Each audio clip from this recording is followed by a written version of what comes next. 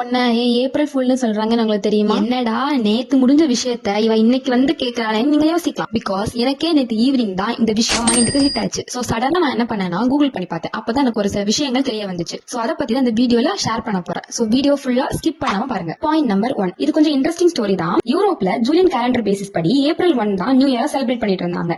But 1582ல Pope Gregorian calendar introduce பண்ணி இனிமே ஜனவரி 1 தான் நியூ இயர்னு அனௌன்ஸ் பண்ணிட்டாரு.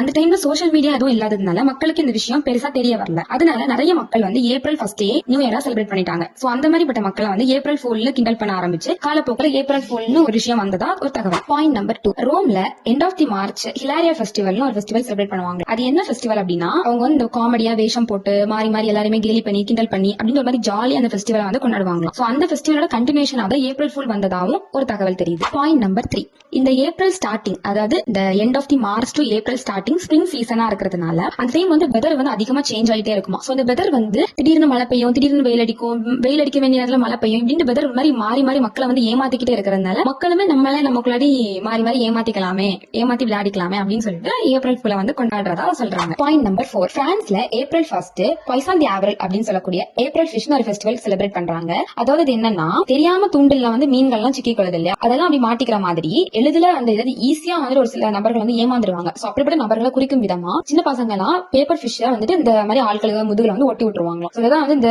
ஃபெஸ்டிவலோட மீனிங். இப்ப செலிப்ரேட் பண்றாங்க. இந்த 4 பாயிண்ட்ல உங்களுக்கு எந்த பாயிண்ட் எல்லாம் பிடிச்சிருங்கிறத கமெண்ட் செக்ஷன்ல ஷேர் பண்ணுங்க. நேத்து வந்து ஏப்ரல் ஃபுல்ல நீங்க யாராச்சும் ஏமாத்துறீங்களா, இல்ல உங்களை யாராச்சும் ஏமாத்துனாங்களான்ட்டு கமெண்ட் செக்ஷன்ல மறக்காம ஷேர் பண்ணுங்க. நாளைக்கு இன்னொரு வீடியோல மீட் பண்ணலாம். அண்ட் இது போல இன்ட்ரெஸ்டிங்கான வீடியோஸ்க்கு நம்ம சேனலை மறக்காம சப்ஸ்கிரைப் பண்ணிக்கோங்க. பாய்.